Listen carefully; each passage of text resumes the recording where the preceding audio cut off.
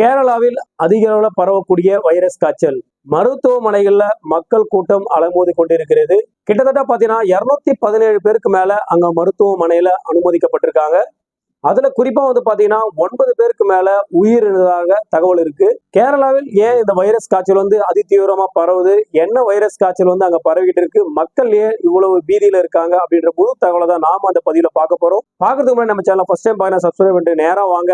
கேரளாவில் எந்த மாதிரியான வைரஸ் காய்ச்சல் பரவுது, அதுக்கு முன்னெச்சரிக்கை நடவடிக்கைலாம் என்ன எடுக்கணும், அதுக்கு அங்க இருக்கக்கூடிய அரசாங்கம் என்ன முதற்கட்ட முன்னேற்பாடுகளை என்ன செஞ்சிருக்காங்க அப்படின்ற தகவலை முழுசா பார்த்துடலாம். சமீபத்துல கேரளா பாத்தீங்கன்னா ஒரு புதிய வகை நோய் தொற்று நம்ம பதிவு பண்ணிருப்போம். சோ அங்க பாத்தீங்கன்னா அமீபா தொற்றால் பாத்தீங்கன்னா கிட்டத்தட்ட 3 சிறார்கள் பாதிக்கப்பட்டு உயிரிழந்திருக்காங்க. இந்த தருணம் தான் பாத்தீங்கன்னா இப்போ நம்ம அண்டை மாநிலமான கேரளாவில அதி தீவிரமாய் அங்க இந்த பருவநிலை கால சூழலால பாத்தீங்கன்னா மழை அதிக அளவுல வந்தது. ஸோ மழையின் காரணம் நிமித்தமாக ஏற்படக்கூடிய டெங்கு காய்ச்சலும் பன்றி காய்ச்சலும் அங்க பாத்தீங்கன்னா இந்த வைரஸ் காய்ச்சல் அதிக அளவுல மக்கள் பாதிக்கப்படுறாங்கன்ற தகவல் வெளியாயிருக்கு. கிட்டத்தட்ட பாத்தீங்கன்னா பன்றி காய்ச்சலால 44 பேர் பாதிக்கப்பட்டிருக்காங்க. இதுக்கு அடுத்தபடியா பாத்தீங்கன்னா 173 பேர் டெங்கு காய்ச்சலாலும் பாதிக்கப்பட்டிருக்காங்கன்ற தகவல் தான் வெளிவந்திருக்கு. இதுல முக்கியமான விஷயம் என்னன்னு கேட்டீங்கன்னா 9 பேர் இந்த வைரஸ் காய்ச்சலால பாதிக்கப்பட்டு உயிரிழந்ததாக தகவல் வெளிவந்திருக்கு. ஸோ இப்போ இந்த பதிவு மூலியமா நாம என்ன சொல்ல விரும்புறோம்னு கேட்டீங்கன்னா, ஸோ நம்ம அண்டை மாநிலமான கேரளாவில் பாத்தீங்கன்னா இந்த அளவுக்கு வைரஸ் காய்ச்சல் ரொம்ப தீவிரம் அடைஞ்சிருக்கு. ஸோ இதுக்கு காரணம் என்னன்னு பாத்தீங்கன்னா அங்க பெய்த அந்த பருவநிலை மழை காரணமா தான் பாத்தீங்கன்னா நிறைய கொசுக்கள் டெங்கு கொசுக்கள் உற்பத்தியாக வாய்ப்பு இருக்கு. ஸோ கண்டிப்பா பாத்தீங்கன்னா இதன் மூலியமா தான் இந்த வைரஸ் காய்ச்சல் அதிக அளவுல மக்கள் பாதிக்கப்படுறாங்க. இன்னும் வரும் நாட்களில் இன்னும் இந்த எண்ணிக்கை அதிகரிக்கும் அப்படின்னு சொல்றாங்க. இதுக்காக முதற்கட்ட நடவடிக்கையா கேரளா அரசாங்கம் என்ன பண்ணிருக்காங்கன்னு கேட்டீங்கன்னா, அங்க இருக்கக்கூடிய அனைத்து பொதுமக்களும் அவங்களுடைய வீட்டுக்கு அருகில் இருக்கக்கூடிய இல்ல மொட்டை மாடியில தேவையில்லாத பொருட்கள், தண்ணீர், நல்ல தண்ணீர்ல தான் இந்த கொசுக்கள் உற்பத்தி ஆகுதுன்றது நம்ம எல்லாருக்குமே தெரியும். ஸோ கண்டிப்பா வீட்டுல இருக்கக்கூடிய தேவையில்லாத பொருட்கள், வீட்டை சுற்றிலும் இருக்கக்கூடிய தேவையில்லாத பொருட்கள், அது மாதிரி இடத்துல தண்ணி தேங்காம இருக்கிறது, குடிநீர் தொட்டிகள்ல தண்ணி தேங்காம இருக்கிறது, இதையெல்லாம் சுகாதார முறையில நம்ம பேணி பாதுகாக்கணும் அப்படின்ற விஷயத்த முன்னெடுத்திருக்காங்க. சுகாதாரத்துறையும் பாத்தீங்கன்னா அங்க இருக்கக்கூடிய எல்லா இடத்துக்குள்ளயும் பாத்தீங்கன்னா மருந்து தெளிக்கிறது, மற்ற விஷயங்கள் பண்றது எல்லாத்தையுமே நகராட்சி, ஊராட்சி இது எல்லா விஷயத்துக்கும் பாத்தீங்கன்னா தூய்மையாளர் பணியாளர்களை வச்சு எந்த அளவுக்கு தூய்மைப்படுத்த முடியுமோ அந்த அளவுக்கு தூய்மைப்படுத்தணும் அப்படின்ற விஷயத்த மேற்கொள்றாங்க. ஸோ கேரளாவில் பாத்தீங்கன்னா ஏற்கனவே அந்த அமீபா தொற்றால அங்க பெரும் பிரச்சனை, மக்கள் குழப்பத்துல இருந்தாங்க. இதுக்கு இடையில பாத்தீங்கன்னா மீண்டும் இந்த டெங்கு காய்ச்சலும் பன்றி காய்ச்சலும் அங்க அதிக அளவுல பரவிக்கிட்டு இருக்கின்ற விஷயம் தான் பாத்தீங்கன்னா பேசும் பொருளா இருக்கு. மக்கள் மிகவும் அச்சத்தோடும் பீதியோடும் இருக்காங்கன்னு சொல்லலாம். ஸோ கண்டிப்பா இதுக்கு முக்கியமான காரணம் அப்படிங்கிற என்னன்னு பாத்தீங்கன்னா, நம்ம வீட்டை சுற்றிலும் இல்ல நம்ம பகுதியை சுற்றிலும் நம்மளுடைய தூய்மையின்மையின் காரணமா தான் இந்த கொசுக்கள் உற்பத்தி ஆகுது அப்படின்னு சொல்றாங்க. ஸோ குறிப்பா பாத்தீங்கன்னா இந்த மழை காலங்கள்ல வீட்டுல பாத்தீங்கன்னா நல்ல தண்ணி சில இடங்களை தேங்க ஆரம்பிச்சிடும். அது ஓட்டு வீடா தான், ஓட்டுகள் மேல எதனா அடைப்பு இருந்தாலும் அங்க தேங்கிடும். இது மாதிரி தண்ணி எங்க தேங்கினாலும் அங்க இந்த டெங்கு பரவக்கூடிய இந்த கொசுக்கள் உற்பத்தி ஆயிடும் அப்படின்னு சொல்றாங்க. கண்டிப்பா பாத்தீங்கன்னா நம்ம வீட்டை சுத்தி நம்ம பாதுகாப்பா வச்சுக்கணும்னா நமக்கு இந்த மாதிரி பிரச்சனை வராது.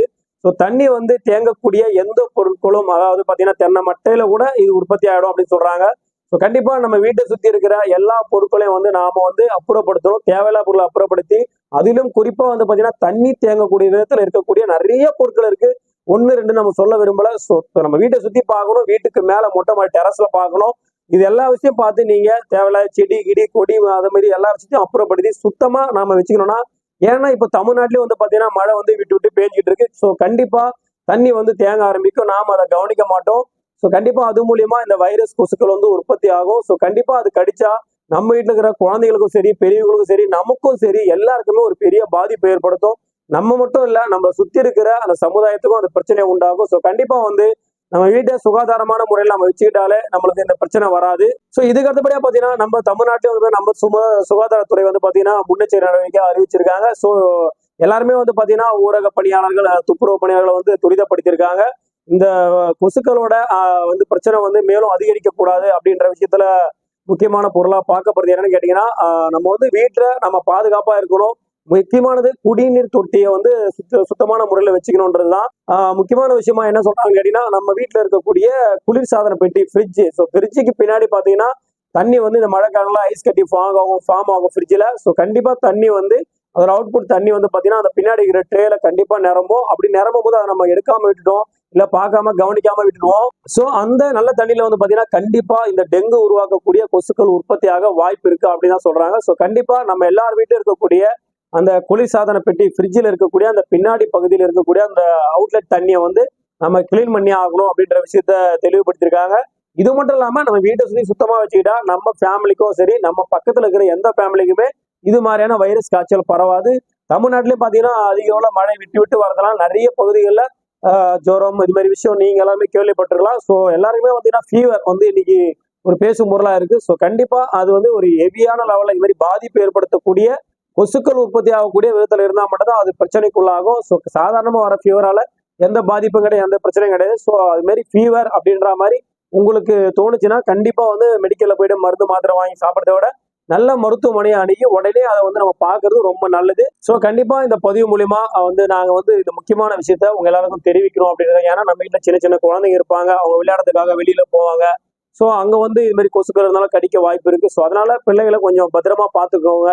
இது மட்டும் இல்லாம பெரியவங்களா இருந்தாலும் சரி, பார்க்கு பீச்சு இது மாதிரி இடத்துக்கு போகும்போது கண்டிப்பா வந்து இப்ப பெஞ்ச இந்த மழையால நிறைய இடத்துல தண்ணி தேங்கக்கூடிய இது மாதிரி விஷயங்கள் இருக்கு. ஸோ கண்டிப்பா கொசுக்கள் உற்பத்தி ஆகக்கூடிய இடமா இருக்கிற மாதிரி தெரிஞ்சா கண்டிப்பா அங்க பிள்ளைகளை அனுப்பாதீங்க. ஸோ அரசாங்கத்தை மட்டுமே நாம வந்து நம்பி இருக்க கூடாது, அரசாங்கம் மட்டுமே எல்லாத்தையும் செய்யும் அப்படின்றது இல்ல. நாம தனிப்பட்ட முறையில நாம எல்லாரும் சேர்ந்ததுதான் அரசாங்கம். ஸோ நாம வந்து நம்ம வீட்டை சுத்தி நம்ம வந்து பாதுகாப்பா வச்சுக்கிட்டாலே கண்டிப்பா வந்து பாத்தீங்கன்னா அந்த டெங்கு கொசு உற்பத்தி கண்டிப்பா நடக்காது. ஸோ கண்டிப்பா இந்த பதிவு மூலியமா அண்டை மாநிலத்தில் நடந்த இந்த பிரச்சனையை பத்தி உங்களுக்கு எல்லாருக்கும் தெரிஞ்சிருக்கும். அது மட்டும் இல்லாம இந்த டெங்கு கொசு பரவல இருந்து நாம எப்படி தப்பிக்கலாம் அப்படின்ற விஷயமும் நீங்க தெரிவு அடைஞ்சிட்டு இருப்பீங்க. ஸோ கண்டிப்பா இந்த பதிவை உங்க ஃப்ரெண்ட்ஸ் அண்ட் ஃபேமிலிக்கு ஷேர் பண்ணுங்க. நம்ம அண்டை மாநிலத்தில் கேரளா பாத்தீங்கன்னா இது மாதிரி வைரஸ் காய்ச்சல் பரவுதுன்ற விஷயத்த அவங்க தெரிஞ்சுப்பாங்க. ஸோ கண்டிப்பா ஒரு அவேர்னஸோட இருக்கணும் மக்கள்ன்றதுக்காக தான் இந்த பதிவை நாங்க மேக் பண்ணோம். ஸோ கண்டிப்பா மறக்காம ஷேர் பண்ணுங்க, எல்லாருமே தெரிஞ்சுக்கிட்டோம். அதே போல ஃபர்ஸ்ட் டைம் நம்ம சேனல் பாக்குறீங்கன்னு சொன்னா சப்ஸ்கிரைப் பண்ணி வச்சுக்கோங்க. அப்பதான் நாம இதுக்கு அடுத்து போடக்கூடிய இது மாதிரி சம்பந்தமான அனைத்து பதிவுகளும் உங்களுக்கு உடனுக்குடன் வந்து சேரும். நீங்க அதை பார்த்து பயன்பெற முடியும். மீண்டும் ஒரு நல்ல பதிவோடும் நல்ல தகவலோடும் உங்களை சந்திக்கிறேன். நன்றி, வணக்கம்.